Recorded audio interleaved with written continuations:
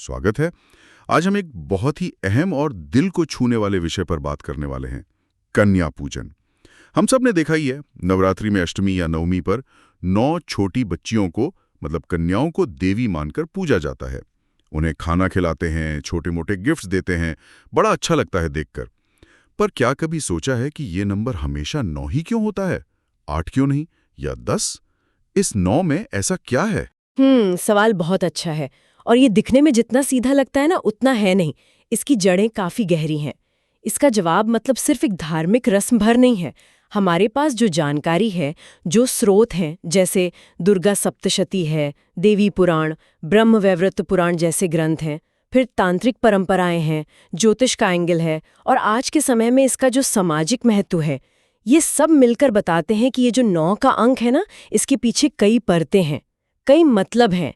तो आज हम यही कोशिश करेंगे कि इन परतों को एक एक करके खोलें और समझें कि भाई 9 कन्याओं का पूजन इतना खास क्यों है। बिल्कुल, ये तो एक तरह की क्या कहते हैं, रहस्य की पड़ताल जैसी लग रही है।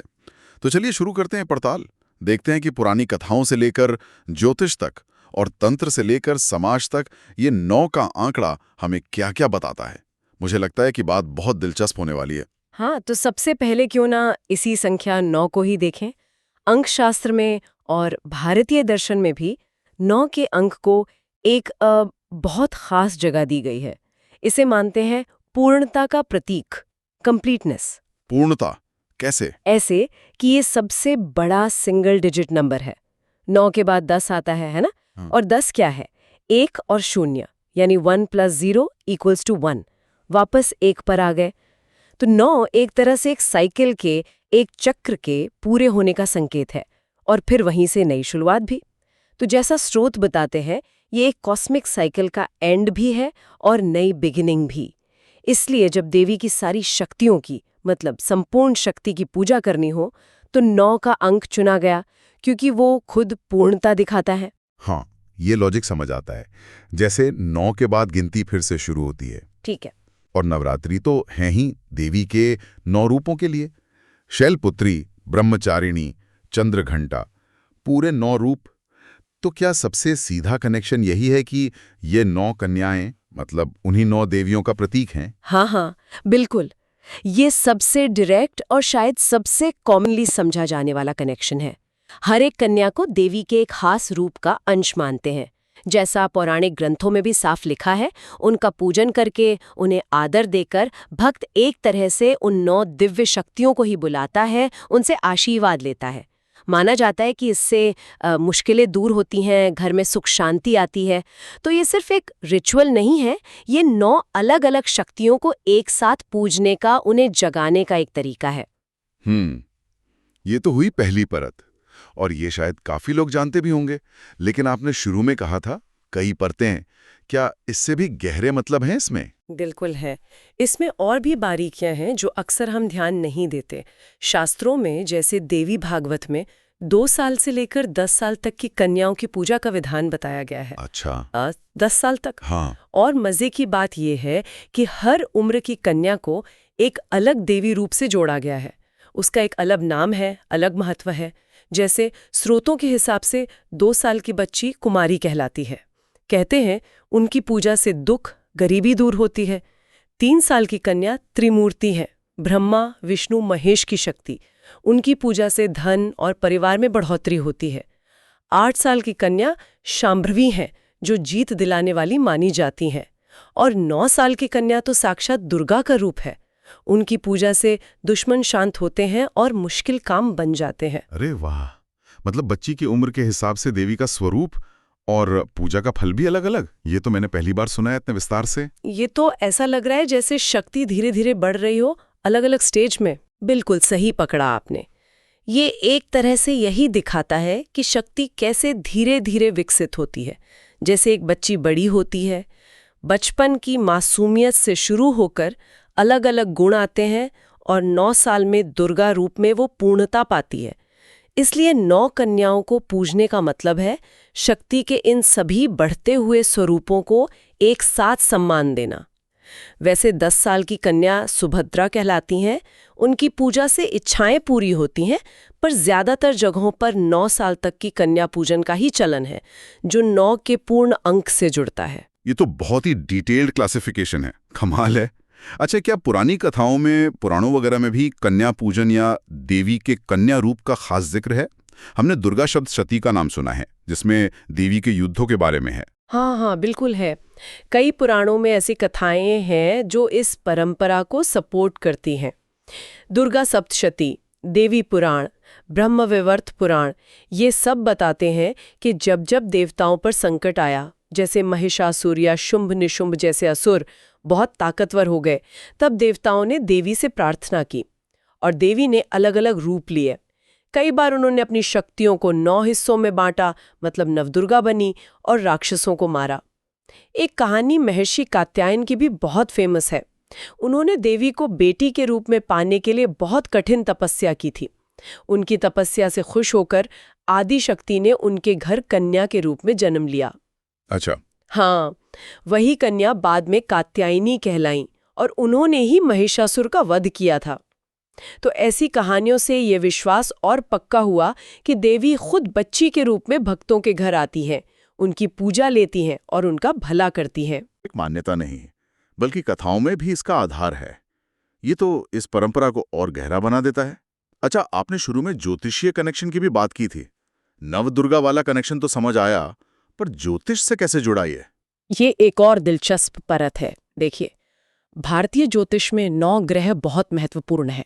सूर्य, चंद्र, मंगल, बुध, गुरु, शुक्र, शनि, राहु और केतु, है ना? हाँ, नवग्रह। बिल्कुल।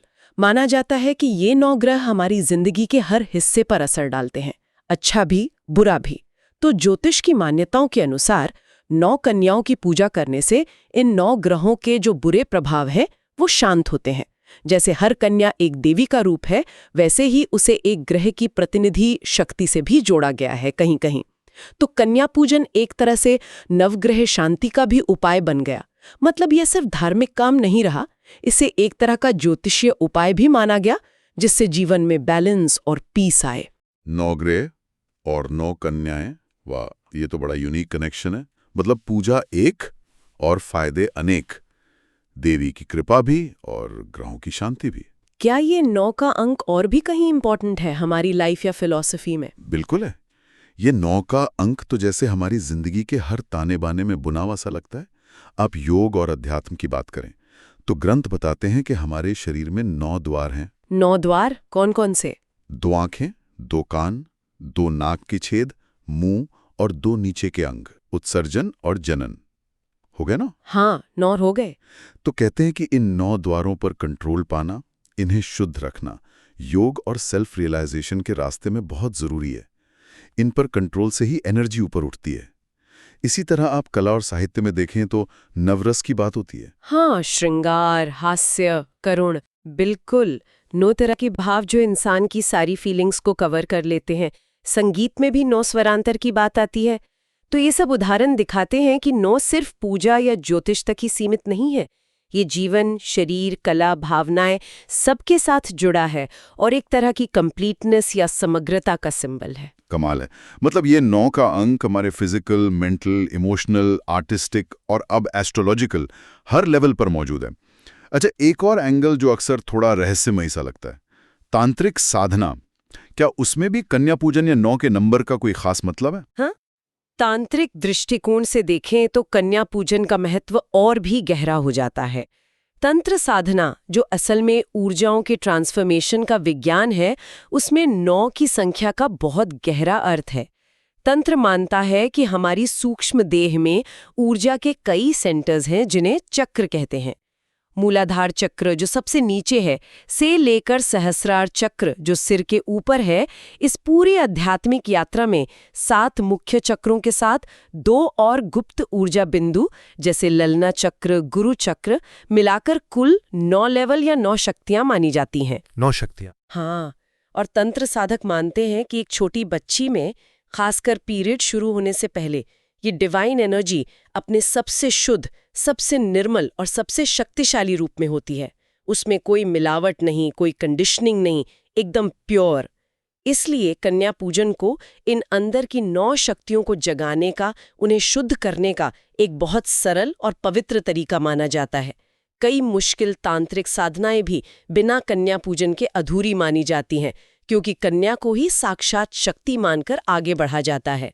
ये तो बिल्कुल अलग ही नजरिया। आमतौर पर लोग तंत्र को थोड़ा डर या रहस्य से देखते हैं, पर यहाँ तो कन्या पूजन को अंदरूनी शुद्धि और एनर्जी अवेकनिंग से जोड़ा जा रहा है। ये वाकई दिलचस्प है कि एक ही परंपरा के कितने सारे मतलब हैं, धार्मिक, पौराणिक, ज्योतिषीय, शारीरिक, कलात्मक, तांत्रिक। लेकिन इन सब आध्यात्मिक और गूढ़ बातों के अलावा इसका एक ठोस सामाजिक पहलू भी तो है, जिसका आपने शुरू में जिक्र किया था। आज के ज़माने में शायद वो सबसे ज़्यादा मायने रखता हो। बिल्कुल, और शायद आज के समय में ये इस परंपरा का सबसे शक्तिशाली और रेलेवेंट पहलू है, जैसा कि हमारे स्रोतों में भी संकेत है और हम अपने समाज में देखते भी हैं। भारत जैसे देश में जहां दुर्भाग्य से कन्या भ्रूण हत्या, जेंडर डिस्क्रिमिनेशन, लड़कियों की पढ़ाई, उनकी सुरक्षा, ये सब आज भी चुनौतियां हैं, वहां साल में कम से कम एक बार ही सही कन्या को देवी मानकर पूजना, उसके पैर धोना, उसे खाना खिलाना, गिफ्ट देना, ये एक बहुत ही पावरफुल सोशल मैसेज देता है। ये सिर्फ पूजा नहीं, समाज को एक आईना दिखाने जैसा है। हाँ, ये बात तो सोचने पर मजबूर करती है।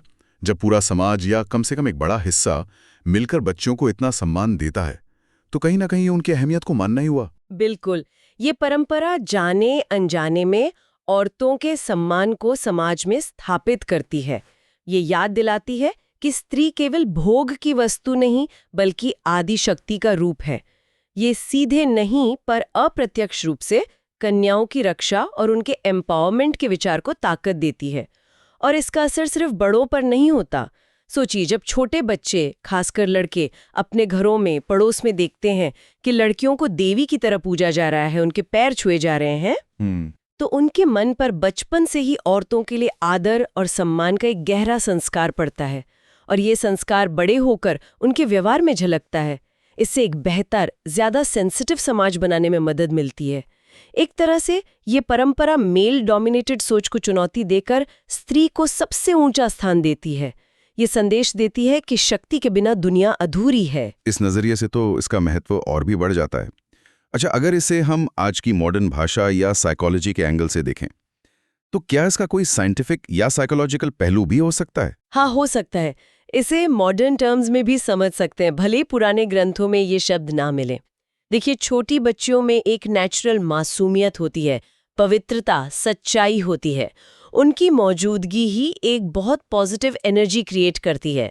जब किसी घर में या किसी आयोजन में 9 कन्याएं एक साथ आती हैं, उनकी पूजा होती है, उन्हें खुशी खुशी खाना खिलाया जाता है, तो वहाँ अपने आप ही एक खास किस्म की खुशी, उल्लास और पॉजिटिविटी का माहौल बन जाता है। इसे आप कलेक्टिव पॉजिटिव एनर्जी, या आजकल जिसे कलेक्टिव पॉजिटिव वाइब्स कहते हैं, उसके असर के तौर पर देख सकते हैं। स्रोत बताते हैं कि ये जो सब मिलकर एक अच्छा काम करते हैं, एक अच्छा इरादा रखते हैं, वो एक शक्तिशाली, अच्छा माहौल बनाता है, जो न सिर्फ उस परिवार के लिए बल्कि आसपास के माहौल के लिए भी अच्छा होता है। और नवरात्रि का समय भी तो खास होता है, शायद उसका भी कोई रोल हो? हाँ, उसका भी महत्व है। नवरात्रि का त्योहार अक्सर तब आता है जब मौसम बदल रहा होता है, ऋतु परिवर्तन।